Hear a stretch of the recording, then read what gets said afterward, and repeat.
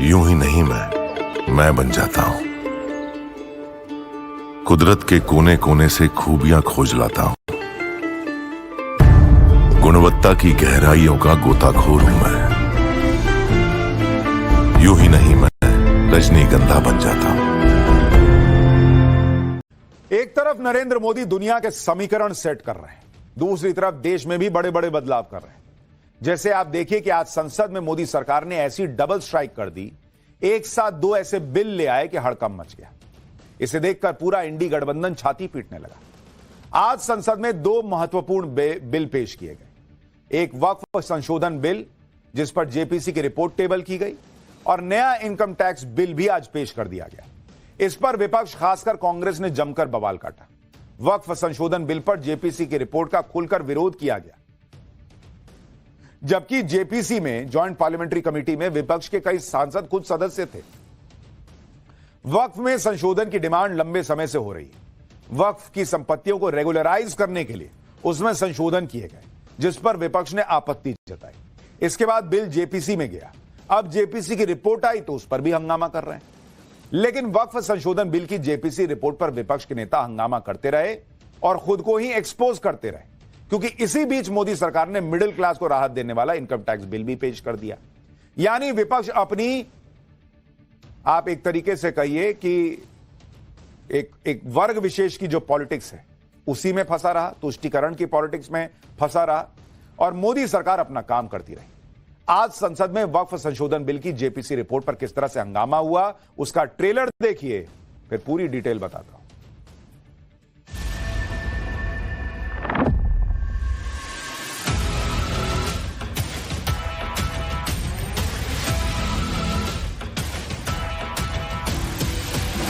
संशोधन विधेयक 2024 संबंधित संयुक्त समिति के प्रतिवेदन के हिंदी तथा अंग्रेजी संस्करण सभापति को रखता हूं।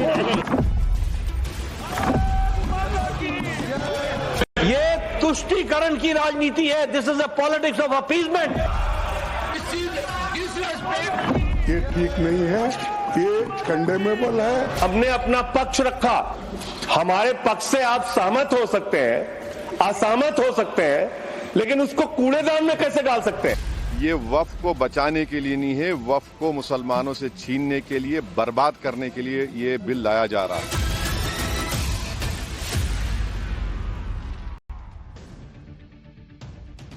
वक्फ संशोधन बिल पर बनी जेपीसी यानी ज्वाइंट पार्लियामेंट्री कमेटी की रिपोर्ट आज संसद में पेश हो गई।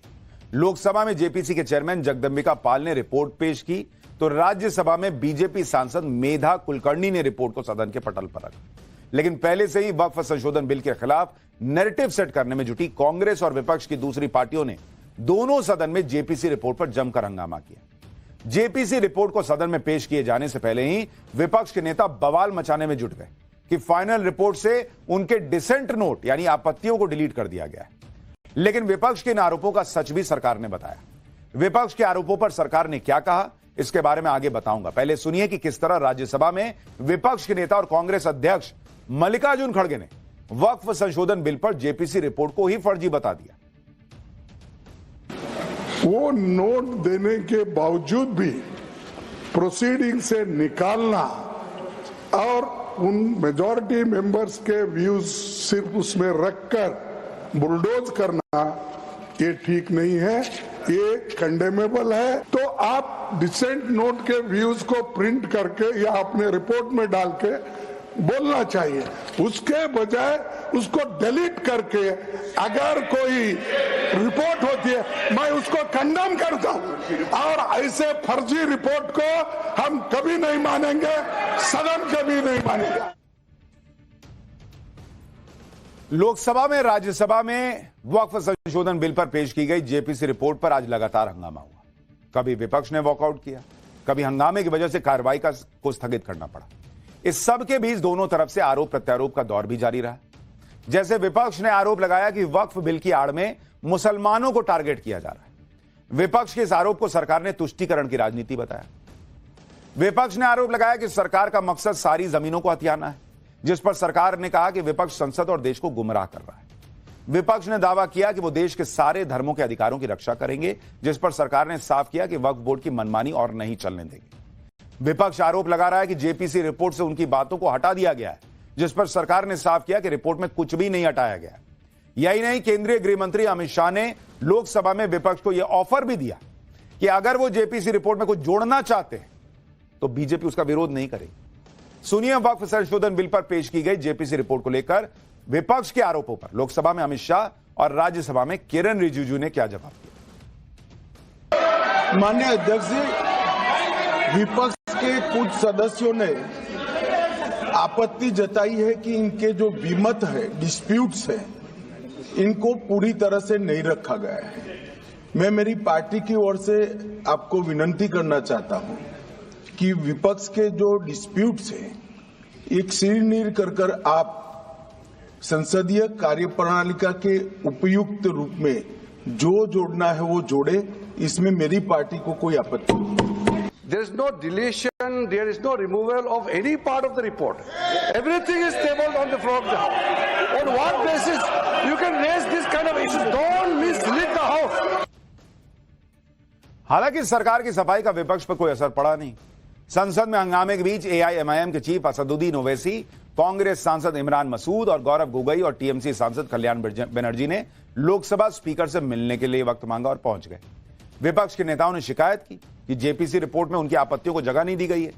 जेपीसी रिपोर्ट पर इन लोगों को सुनिए, इसके बाद वक्फ बिल पर बवाल की असल वजह बताऊंगा। हमने अपना पक्ष रखा। हमारे पक्ष से आप सहमत हो सकते हैं, असहमत हो सकते हैं, लेकिन उसको कूड़ेदान में कैसे डाल सकते हैं? विविधता में एकता भारत की विशेषता है सर। अलग अलग धर्म के लोगों को अपनी धार्मिक मान्यताओं के हिसाब से पूजा अर्चना उपासना करने की छूट है। आज आप वक्फ की संपत्तियों को कब्जा कर रहे हैं, कल गुरुद्वारा की करेंगे, फिर मंदिर की करेंगे, फिर चर्च की करेंगे। ये वक्फ का जो बिल लाया जा रहा है, ये सिर्फ और सिर्फ ना सिर्फ अनकॉन्स्टिट्यूशनल है, fundamental rights article 14, article 15, article 29 का ग्रेव वायलेशन है।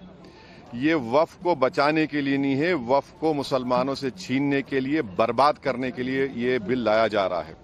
और इसमें जो एडिशनल अमेंडमेंट्स जो बीजेपी और एनडीए ने पेश किए, वो तो उसको और बदतर करता है। विपक्ष के सभी जो मेंबर्स थे इस कमेटी में, उनकी कोई भी बात, जो पॉइंट्स रखे गए विपक्ष के सदस्य द्वारा कमेटी में, तो वो नहीं माने गए हैं। और ये मनमाने तरीके से सरकार कहीं ना कहीं ध्यान भटकाने के लिए आखिरी दिन ये बिल लेकर आई है हाउस में।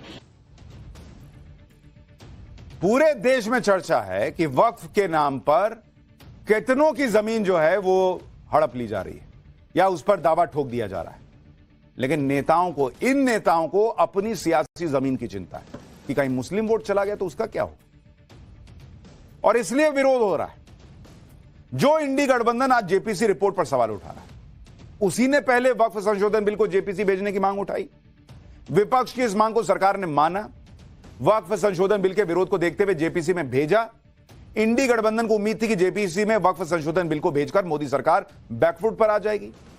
लेकिन आप देखिए कि जेपीसी में 16-11 के बहुमत से वक्फ बिल में संशोधन पास हुए। सरकार के सभी 14 संशोधन स्वीकार हुए, विपक्ष के 44 संशोधन गिर गए। ऐसे में इंडी गठबंधन को वक्फ संशोधन बिल पर पेश की गई जेपीसी की रिपोर्ट में मोदी सरकार की जीत नजर आ रही। इंडी गठबंधन को लग रहा है कि अगर जेपीसी रिपोर्ट को संसद में मंजूर कर लिया गया तो वक्फ संशोधन बिल के पास होने का रास्ता साफ हो जाएगा। फिर जिन मुसलमानों ने भर भर के वोट दिया, उनको जाके क्या मुंह दिखाएंगे? वो पूछेंगे कि भाई तुमने रोका कैसे नहीं, तो हंगामा तो करना पड़ेगा। इसलिए इंडी गठबंधन ने वक्फ संशोधन बिल पर आई जेपीसी रिपोर्ट को खारिज करने में पूरा जोर लगा दिया, जिस पर राज्यसभा में सदन के नेता जेपी नड्डा ने कांग्रेस और इंडी गठबंधन को आड़े हाथों लिया। जेपीसी की रिपोर्ट पर विपक्ष के वॉकआउट पर सवाल उठाए। एक बार जेपी नड्डा को भी सुनिए, फिर इस बिल में क्या बदलाव हुआ है वो बताता हूं। तुष्टीकरण की राजनीति है। This is a politics of appeasement. ये देश को कमजोर करने के लिए, जॉन बिटास, ये क्वेश्चन आवर जरूर है, लेकिन क्वेश्चन आवर में सबसे बड़ा क्वेश्चन ये है कि कुछ लोग देश को तोड़ने की साजिश करते हैं। कुछ लोग, some people are trying to fight against the Indian state.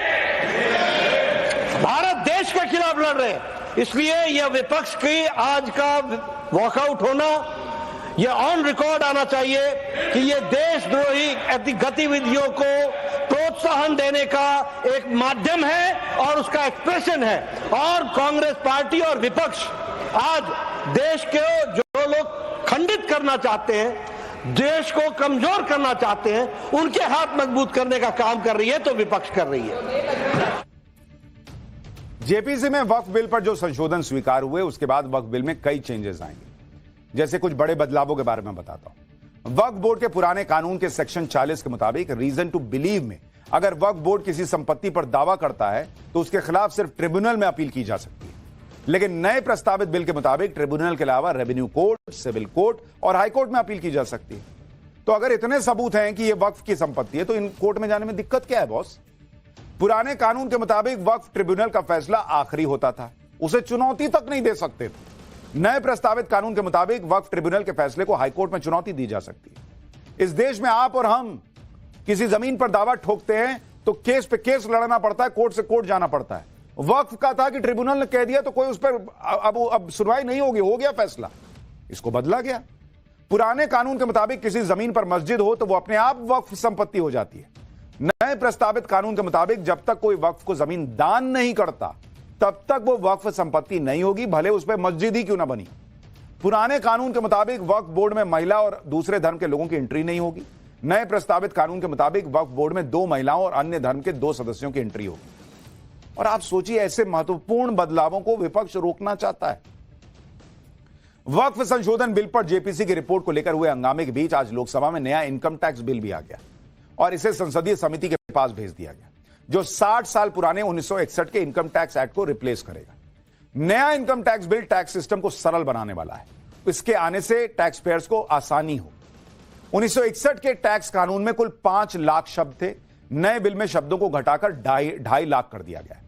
यानी नए बिल में सारे कानून और नियम टू द पॉइंट तरीके से बताए गए हैं ताकि आम लोगों को नियम कानून समझने के लिए किसी एक्सपर्ट की मदद न लेनी पड़े, वो खुद पढ़कर समझ सके। नए बिल में कठिन शब्दों को सरल शब्दों से रिप्लेस किया गया है। उदाहरण के तौर पर पुराने कानून में कई जगह नॉट विथ स्टैंडिंग जैसे कठिन शब्दों का इस्तेमाल होता था, जिसे अब इररिस्पेक्टिव ऑफ एनीथिंग जैसे प्रचलित शब्दों से बदल दिया गया है। मौजूदा कानून में धाराओं की संख्या 819 थी, नए बिल में सिर्फ 536 धाराएं, यानी नए बिल से मौजूदा कानून की गैर जरूरी धाराओं को खत्म कर दिया गया, जिनका अब कोई काम भी नहीं था। पुराने इनकम टैक्स कानून में कुल 880 पन्ने थे, नए बिल में 622 पन्ने। नए बिल में ज्यादातर सब सेक्शन खत्म कर दिए गए।